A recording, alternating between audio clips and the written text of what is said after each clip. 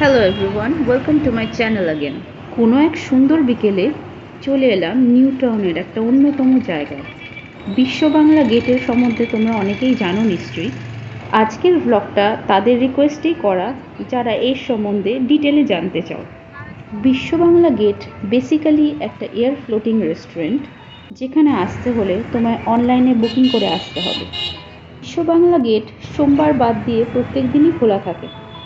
এখানে লাঞ্চ করার টাইম দুপুর 12টা থেকে 4টে, আর ডিনার করার টাইম সন্ধ্যে 7টা থেকে 10টা। এখানে যদি কেউ লাঞ্চ বা ডিনার না করতে চাও, সেক্ষেত্রে অন্য টাইমেও মিউজিয়ামটা ভিজিট করতে আসতে পারো। এই মিউজিয়ামটা ভিজিট করতে আসার জন্য অনলাইনে বুক করে আসতে হয়। তার লিঙ্ক আমি আমার ডেসক্রিপশন বক্সে মেনশন করে দেবো।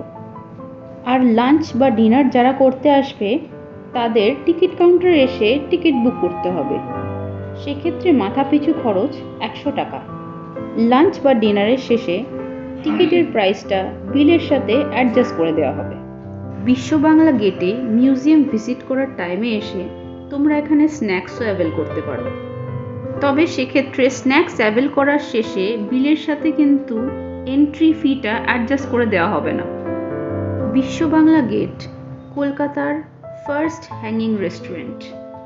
এইটা হলো একটা আর্ক মনুমেন্ট, যেখান থেকে নিউ টাউন এরিয়ার একটা প্যানোরামিক সুন্দর ভিউ পাওয়া যায়। হাওড়া ব্রিজ আর ভিক্টোরিয়া মেমোরিয়ালের মতন বিশ্ব বাংলা গেটও কলকাতার একটা আইকনিক স্ট্রাকচার। এখানে গ্যালারি ভিজিট করার সময় মাত্র 45 মিনিট। এই সময়ের মধ্যেই কিন্তু এই জায়গাটা ঘুরে ফটোশ্যুট করে চা কফি যাবতীয় খেয়ে বেরিয়ে আসতে হবে, কারণ তারপরে পরের ব্যাচের লোকজনরা আবার ঢুকবে। এখানে গ্যালারি ভিজিট করতে আসতে হলে অনলাইনে প্রি বুকিং করে আসা এই জন্যই জরুরি, কারণ রেস্টুরেন্টটা হ্যাঙ্গিং, সেক্ষেত্রে limited number of person allowed at a time. আর একটা জিনিস বলে রাখি, এন্ট্রি টিকিট একবার অনলাইনে বুক করে নিলে সেটা কিন্তু রিশিডিউল হয় না। আর ছোট বাচ্চাদের 3 বছরের নিচের টিকিট ফ্রি। আর এই বিশ্ব বাংলা গেট কলকাতা এয়ারপোর্ট থেকে মাত্র 11.5 কিলোমিটার দূরে। এখান থেকে একবার দেখো কি সুন্দর ভিউটা লাগছে।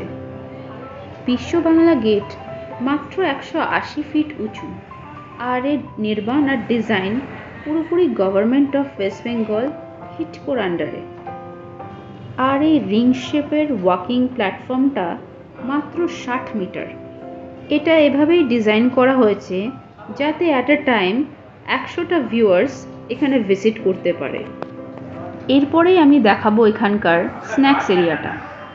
স্ন্যাক্সে বেশি কিছু অ্যাভেলেবেল নেই, অনলি স্যান্ডউইচ, কুকিজ, কেক, চা, কফি, ব্যাস। এখানে সন্ধে হলেই রেস্টুরেন্টের ভেতরে এলইডি আলোগুলো জ্বললে সেটা বাইরে থেকে দেখতে খুব সুন্দর লাগে। এর আগেও আমি একবার এসেছিলাম বিশ্ব বাংলা গেটে, বাট এখানে আমি লাঞ্চ বা ডিনার কোনোটাই করিনি। তাই লাঞ্চ বা ডিনারের মেনুটা আগের থেকে জানা যায় না এখানে না অ্যাভেল করলে। এখানে আগের বার এসে যখন স্ন্যাক্স আইটেম অ্যাভেল করেছিলাম, তখন স্ন্যাক্সের প্রচুর অপশান ছিল, এখন অপশানগুলো কমিয়ে দিয়েছে। এখানে লাঞ্চ বা ডিনার কিন্তু বুফে, সেক্ষেত্রে খরচ মাথাপিছু 550 টাকা।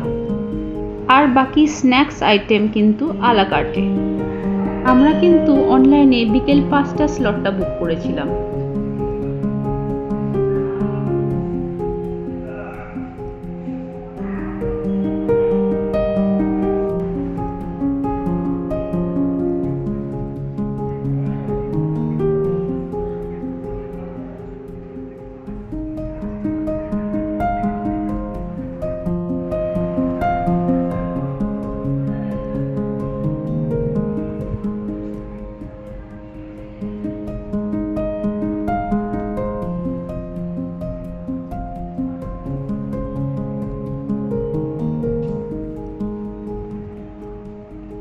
উপরে এসে ঘুরে দেখতে দেখতে কখন যে সময়গুলো চলে গেল, তাই ফাইনালি ডিসাইড করলাম এখান থেকে বেরোনোর আগে কিছু খেয়ে তোমাদের রিভিউ দিয়ে তারপরে বেরোবো। অর্ডার করে নিলাম veg sandwich, coffee and fruit cake.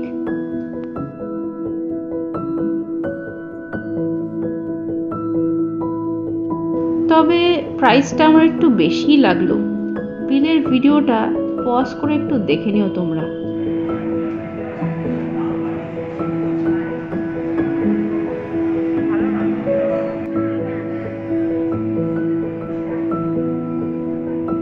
নিয়েছিলাম চিজ কর্ন স্যান্ডউইচ, যেটা একদমই ভালো খেতে ছিল না, মনে হলো অনেক দিনের বাসি।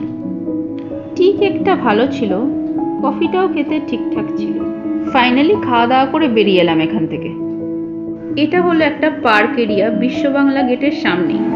এটা কি ভাই, সুন্দর তো। এই জায়গাটাকে বলে সেলফি জোন। এই জায়গাটা হলো ফটোগ্রাফার্সের জন্য বা ফটো লাভার্সের জন্য আইডিয়াল প্লেস। এই জায়গাটা হলো পার্ক কাম ক্যাফে কাম সেলফি জোন।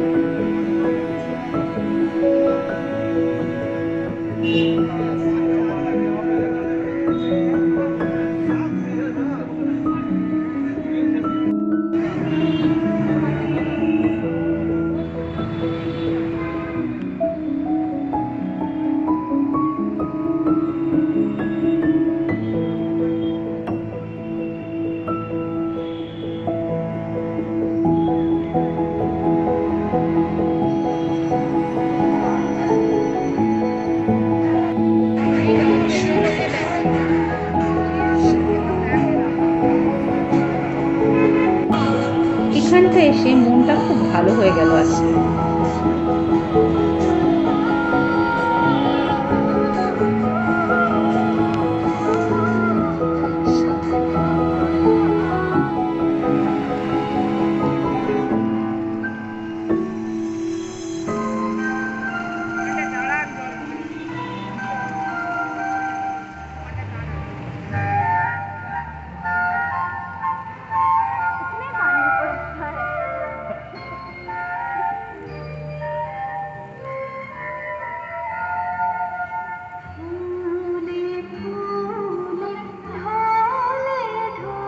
আজকের দিনটা তো আমার খুব ভালো গেল। ভিডিওটা দেখে কাদের কাদের ভালো লাগলো কমেন্ট করে জানিও নিচে। আজকের ভিডিও দেখে ভালো লাগলে একটা লাইক করে দিও। আর আমার চ্যানেলে যারা নতুন আছো তারা আমার চ্যানেলটাকে সাবস্ক্রাইব করতে ভুলো না কিন্তু, কারণ আমি আবারও আসবো নতুন ভিডিওস নিয়ে। Till then take care, by.